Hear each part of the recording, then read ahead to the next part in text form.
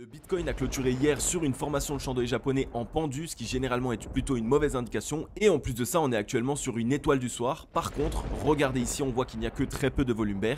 Donc à où est-ce qu'on en est? Est-ce qu'on va avoir une correction? Ou est-ce qu'au contraire, on est en train de créer un bear trap? Et bien, c'est ce que nous allons voir dans cette vidéo. Hello à toute la team Logic, ravi de vous retrouver dans cette nouvelle analyse du marché crypto-monnaie. Donc comme vous le voyez, ça y est, on a enfin l'antipop. Donc on va dire le dernier outil, la dernière chose qui pouvait nous manquer pour avoir vraiment une qualité audio au top du top. Donc j'espère que ça vous fait plaisir. N'hésitez pas à me le dire dans les commentaires. On est aujourd'hui le dimanche 31 octobre 2021 et il est 15h04 à l'heure à laquelle je tourne cette vidéo. Alors comme vous voyez derrière moi, on a ici un Bitcoin qui corrige, moins 3,23%. Il est ici sur les 60 088 $. Donc on est plutôt sur certaines indications qui sont assez bearish, vous allez le voir dans l'analyse graphique. Mais on a aussi d'autres indications qui pourraient pointer vers une hausse imminente. Donc on va vraiment surveiller tout ça de très près. On voit qu'on a un Ethereum et la majorité du top 30 évidemment qui suivent le Bitcoin lorsqu'il connaît une certaine correction. Et c'est ce que je vous avais dit, hein. Les altcoins, ça va vraiment être l'outil primordial pour faire venir un maximum d'investisseurs. Et si on veut venir récupérer les liquidités de tout le marché crypto-monnaie dans sa globalité, eh bien on va venir taper sur le Bitcoin. À part ici, comme on le voit, un Stellar Lumens avec 0,87% qui nous fait de la résistance et un Filecoin avec 5,44%. Donc peut-être qu'il y a une news. En tout cas, moi, je ne l'ai pas vu. N'hésitez pas à me dire si vous avez une info en commentaire. Ça fait toujours plaisir. Mais voilà, comme vous le voyez, pour l'instant, on a un Bitcoin qui est en train de corriger. Vous allez voir qu'on a par exemple la clôture des futurs CME aux 63 000 $. On est dimanche et en ce moment, tous les dimanches, on revient sur la clôture des futurs CME. Donc on va aller voir tout ça ensemble sur les graphiques tout de suite. La team Logic, vous savez évidemment à quel point un plan d'action est primordial aujourd'hui pour pouvoir être un bon investisseur sur le marché des crypto-monnaies. Attention, on arrive ici dans cette phase 2 du bull run, la phase dans laquelle on va avoir énormément d'euphorie, énormément de personnes qui vont venir investir un petit peu bêtement.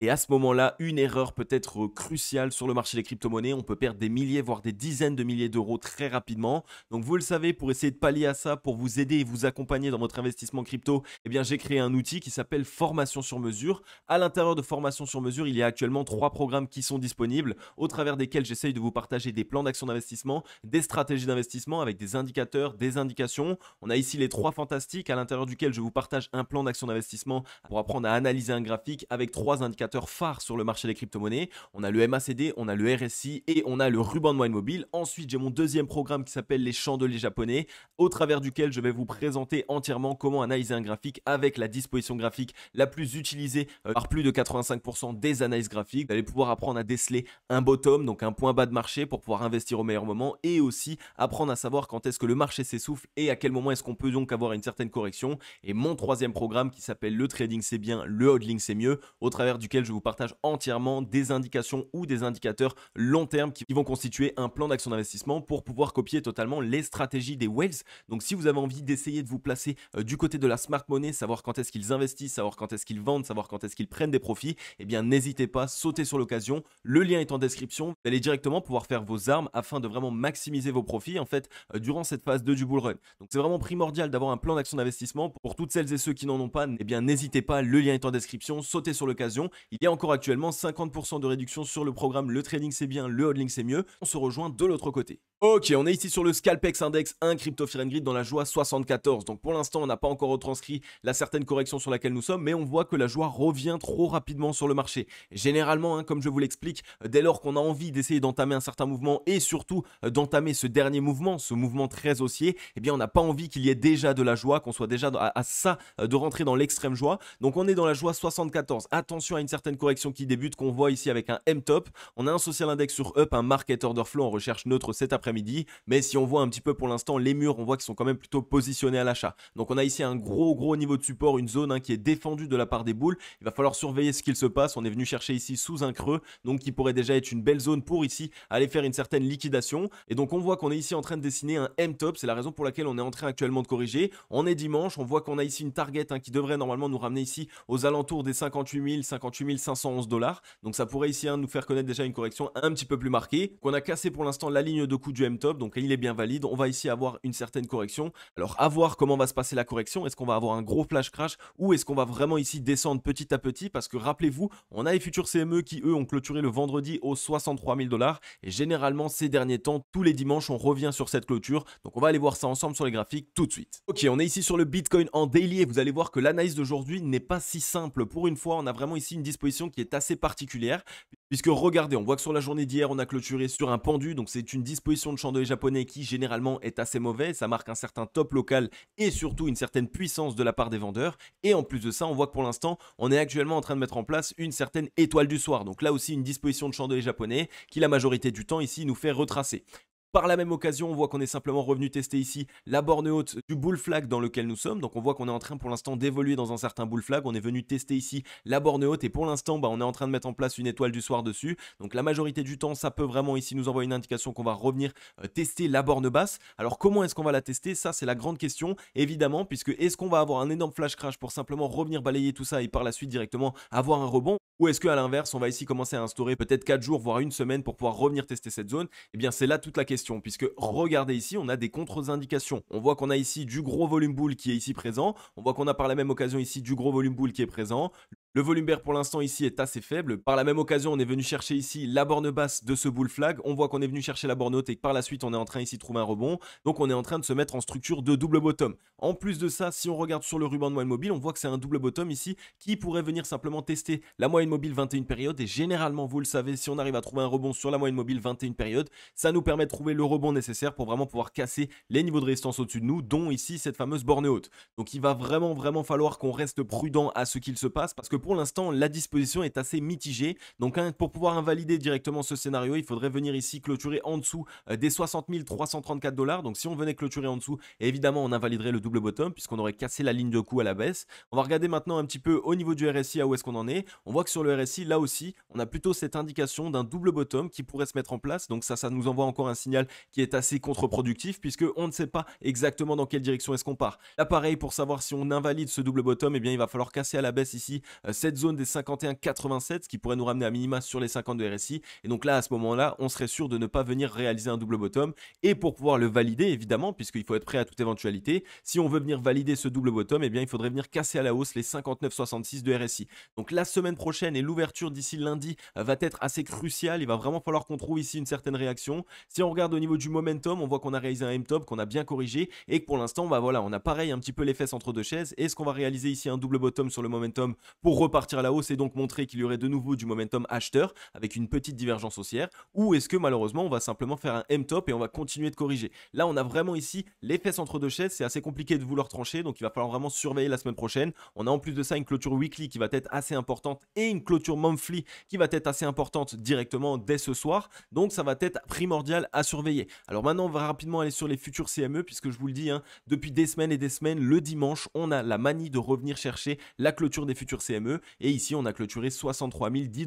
Donc ce serait une zone qui pourrait être aussi cherchée par le Bitcoin. Donc si jamais ici on voit que voilà, on invalide totalement tout ça et qu'on revient sur les 63 010, ça nous ramènerait à peu près ici au-dessus de ce bull flag et donc de cette manière on aurait cassé le bull flag à la hausse. Donc c'est assez particulier ici de pouvoir trancher. Pour ma part, j'ai quand même plus ici cette initiative qui nous montrerait qu'on pourrait corriger. Pourquoi? Parce que au travers des chandeliers japonais, donc la disposition graphique qu'on utilise ici pour analyser le graphique, eh bien on peut avoir ici une retranscription de la psychologie de marché puisque à chaque chandelier japonais, chaque clôture, chaque corps de bougie, chaque mèche va nous envoyer un signal, va nous dire de quelle manière est-ce que réfléchit actuellement le marché. Et pour l'instant, ici, comme je vous l'ai dit, un pendu et en plus de ça, une étoile du soir, c'est plus quelque chose qui nous montre que la psychologie de marché est baissière et qu'on a plus cette envie de corriger sur la semaine prochaine. Donc assez particulier, on va vraiment surveiller ça les amis. On va regarder sur la clôture de ce soir aussi, puisque si ici, on vient à ravaler un maximum de la mèche, ça aussi c'est une chose qui est possible. Si on ravale un maximum de la mèche et qu'on clôture sur un petit corps de bougie de la part des bears, alors oui, à ce moment-là, on pourrait se dire qu'on réalise un double bottom et qu'on risque de partir à la hausse.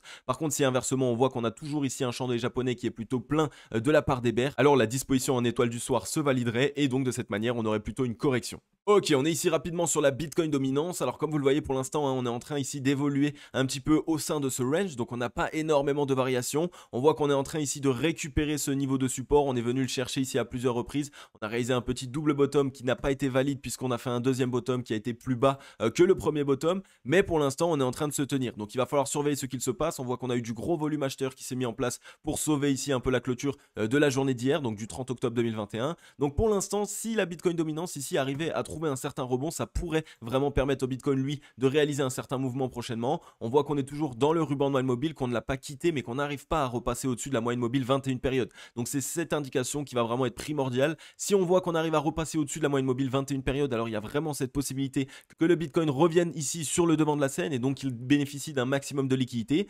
Par contre, si on voit que cette moyenne mobile 21 périodes joue encore son niveau de résistance et qu'on n'arrive pas à repasser au-dessus, alors de cette manière, attention, la Bitcoin dominance pourrait encore une fois perdre de son souffle et donc permettre aux altcoins de réaliser de grosses performances. On est sous les 52 RSI, on est en train de réaliser une grosse mise à plat. Par contre, pour l'instant, on a ici une petite divergence haussière qui est en train de se mettre en place et ça, c'est une bonne indication. La majorité du temps, ça peut nous permettre ici de nous montrer qu'on est simplement venu faire une petite frayeur qu'on va réintégrer et surtout qu'on va faire rentrer à nouveau du momentum acheteur. Et si on regarde maintenant un petit peu au niveau du MACD, on voit qu'on est peut-être ici en train d'essayer de réaliser un certain double bottom qui pourrait se mettre en place. En plus de ça, on voit qu'on a cassé cette ligne de coup. Donc pour l'instant, le double bottom est en train d'être validé et ça, c'est une bonne indication pour le momentum puisque lorsque je vous l'explique, lorsqu'on commence à mettre en place des double bottoms sur le momentum, ça montre que les acheteurs sont de nouveau ici en train d'essayer de se présenter et donc de pouvoir essayer de déverser des liquidités sur le Bitcoin. Donc on va vraiment surveiller cet indicateur comme je vous l'explique. Si on repasse au-dessus de la moyenne mobile 21 période, alors tous les yeux devront être rivés sur le Bitcoin car il pourrait vraiment réaliser une grosse performance. On est ici sur Ethereum et Ethereum, comme vous voyez, il est revenu ici tester, faire un petit fake out sur son ancien ATH, donc les 4387 $.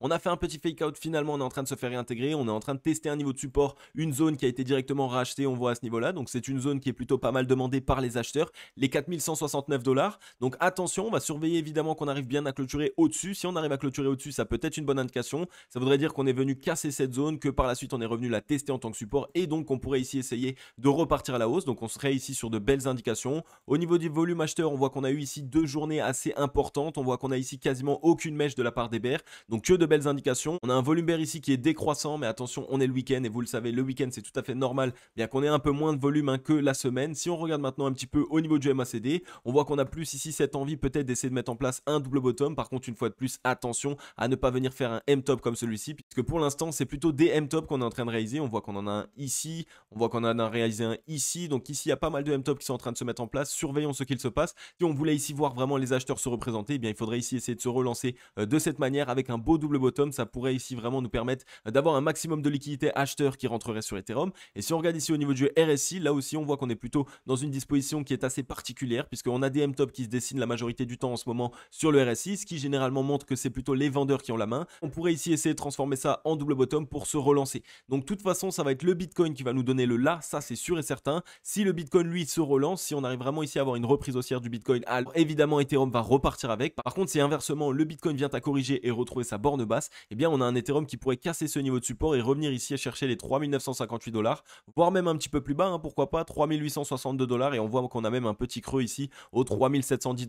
Donc on va bien surveiller ce qu'il se passe sur le Bitcoin, c'est vraiment lui qui va être primaire. Surveillez-le vraiment toute la semaine prochaine parce que ça pourrait aussi faire mal aux altcoins. Ensuite, on regarde ici le crypto total des altcoins et puis rappelez-vous, on est venu casser à la hausse ici cette séance dans laquelle nous étions. On est en train ici vraiment de bouillonner, on est juste sur support, donc vraiment sur cette zone, cette ligne de coup ici de la séance. On est en train de la tester en tant que support et pour l'instant on voit que c'est une zone qui est totalement rachetée par les acheteurs. Donc il va vraiment falloir qu'on surveille fortement là aussi le crypto total incluant les altcoins parce qu'il est vraiment en train de bouillonner. Soit on a fait un petit fake out et on réintègre par la suite pour pouvoir vraiment se relancer, soit au contraire on est vraiment ici en train de retester en tant que support et là ça va être le moment où on va partir à la hausse. Rappelez-vous, une séance c'est une très grosse disposition, surtout en daily et surtout ici avec le temps que nous avons mis pour mettre en place cette séance, puisqu'on voit que ici en entièreté jusqu'au moment où on l'a cassé, on a mis ici 141 jours. Donc ça c'est une grosse figure qui pourrait nous permettre de nous relancer très fortement. Si on regarde un petit peu pour l'instant au niveau du MACD, on voit que là aussi on a réalisé que des M-top et que comme sur le Bitcoin, on pourrait ici essayer de réaliser un double bottom pour pouvoir se relancer. Donc là encore des indications qui sont assez dans le flou. C'est tout à fait normal, c'est ce que les Waze essayent de faire, c'est totalement de cacher ce qu'il va se passer. Personne ne sait où est-ce qu'on va aller. Là pareil au niveau du RSI, on voit qu'on est plus proche de revenir chercher les 50 de RSI, mais qu'on pourrait ici essayer de transformer ça en double bottom. Attention tout de même, on voit qu'il y a plus de M-top qui se sont validés. Je pencherai quand même plus sur une certaine petite correction pour peut-être la semaine prochaine sur le Bitcoin et sur le marché crypto-monnaie en général, et par la suite on trouverait un rebond. Mais attention les amis, vous le savez, je ne suis absolument pas conseiller financier, je n'ai pas du tout le titre ni la prétention d'en être là, donc vous le savez, faites vos propres analyses, faites vos propres recherches, c'est vous qui allez acheter ou vendre des actifs, c'est vous qui allez être gagnant ou perdant sur le marché des crypto-monnaies. Ensuite, du côté de Twitter, on a Blockport ici qui nous partage un tweet super intéressant pour nous dire simplement que c'est le 13e anniversaire du white paper du Bitcoin. Donc il y a 13 ans, jour pour jour, aujourd'hui, Satoshi Nakamoto avait posté le premier white paper du Bitcoin. Donc c'est vraiment une petite news, un petit événement du marché crypto-monnaie pour montrer ici que ça fait 13 ans que le marché des crypto-monnaies est encore là, qu'on est encore ici en train de se développer, qu'on a déjà réalisé énormément de choses en seulement 13 ans. C'est quelque chose qui peut aussi nous rebooster le moral puisque généralement, on entend très souvent lors des bear markets, c'est la fin des crypto-monnaies, vous allez voir, c'est la fin. Et sauf que ça fait 13 ans qu'on est là et ça fait 13 ans qu'on continue de se développer, d'avoir de plus en plus de liquidités et de réaliser de plus en plus de grosses performances. Ensuite, on a Grégory Raymond qui met en avant ici que l'AMF met en garde au sujet des conseils de trading des influenceurs et annonce les surveiller. Donc voilà, il paraît que du coup l'AMF commence à de plus en plus regarder les youtubeurs comme la Team Logic par exemple ou comme tous les autres youtubeurs francophones qui parlent de crypto-monnaie et sans doute par la même occasion d'investissement en bourse ou dans l'immobilier. Donc c'est pour cette raison qu'il va y avoir de plus en plus de disclaimers les amis. Vraiment, il faut vraiment que vous compreniez que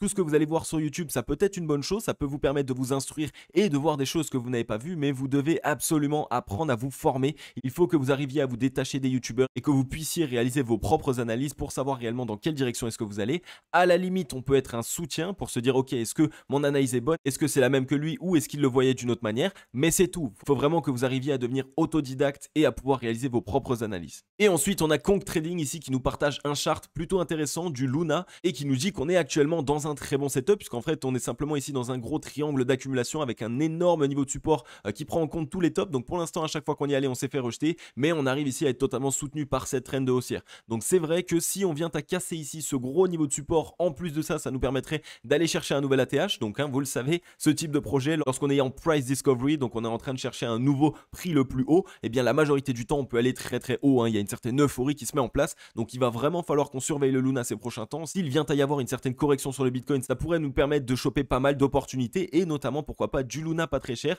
avant d'aller break son ATH, avant d'aller réaliser une belle performance. Donc on va bien surveiller ce qu'il se passe sur le Luna. Surveillons ici cette grosse zone de résistance. Dès lors qu'on arriverait à la casser, alors il pourrait y avoir une très belle accélération haussière. Ensuite les amis, on est sur les news. L'entreprise MicroStrategy détient désormais 7 milliards de dollars de Bitcoin. Donc c'est énorme. On voit que c'est une société qui a totalement tiré profit de la hausse du Bitcoin, de ce bull run. Et en plus de ça, ils sont arrivés assez tard. Vous voyez ce que certaines ways peuvent faire depuis 10 ans maintenant sur le Bitcoin. L'entreprise MicroStrategy, cotée au Nasdaq, a ajouté près de 9000 Bitcoins à son bilan comptable durant le dernier trimestre. Cette dernière acquisition porte les avoirs de l'entreprise à plus de 114 000 Bitcoins, soit l'équivalent de 7 milliards de dollars. Donc comme je vous l'explique très souvent, pourquoi est-ce que je vous passe ces news? Parce qu'elles sont très bonnes, même pas pour l'adoption mainstream, au contraire pour l'adoption des grosses entreprises. Beaucoup d'entreprises ont de la trésorerie, ne savent pas forcément quoi en faire, et donc pourquoi pas l'investir, pourquoi pas faire en sorte de copier un petit peu le plan d'action qu'a utilisé MicroStrategy. Et quand on voit que des grandes entreprises comme celle-ci par exemple accumulent du Bitcoin et arrivent toujours continuellement à réaliser des plus-values, et bien ça peut donner des idées et permettre du coup à de nouvelles liquidités d'entrer sur le marché des crypto-monnaies. Ok la team logique, j'en ai fini avec cette vidéo. Si elle vous a plu, n'hésitez pas à mettre un gros like et un commentaire, ça fait vraiment super plaisir. Je vous lis tous et toutes, merci pour votre soutien, vos likes, vos partages, vos commentaires et vos abonnements. Et pour toutes les personnes qui ne sont pas encore abonnées à la team logique, franchement les amis, n'hésitez pas, abonnez-vous, activez la cloche, ça va vous prendre 3 petites secondes et ça va directement vous permettre d'accéder à une analyse du marché crypto-monnaie par jour dans laquelle je vous explique ce qui se passe sur le marché des crypto-monnaies. Je vous mets en avant la tendance qui se dessine sur le Bitcoin, sur les altcoins, je vous présente des news et des actualités et évidemment ce que vous kiffez le plus, je vous analyse des projets qui sont dans de superbes dispositions pour réaliser le meilleur profit possible. Donc n'hésitez pas les amis, rejoignez la grande team logique, on est bientôt 10 000 membres, ça fait super plaisir. Merci aussi à tous mes élèves, toutes les personnes qui me font confiance au quotidien et qui rejoignent mes programmes. C'est super satisfaisant de voir que ça vous aide et que vous vous développez en termes de connaissances et en termes d'analyse sur le marché crypto-monnaie, que vous arrivez de plus en plus à faire vos propres analyses et à réaliser de gros profits. Je reçois pas mal de mails, pas mal de messages Instagram et aussi évidemment des messages de la part de mes élèves. Donc gros big up à tout le monde, n'hésitez pas, si vous n'avez pas de plan d'action d'investissement, si vous avez envie d'apprendre un petit peu à analyser un graphique et à vous détacher de tout ce que vous pouvez voir, réaliser vos propres analyses et avoir votre propre plan d'action d'investissement, sautez sur le lien dans la description. Mon outil formation sur mesure est là pour ça, il est là pour vous accompagner. Et comme d'habitude, je vais vous souhaiter à tous et à toutes une agréable journée ou une agréable soirée. C'était Cryptologique. Ciao.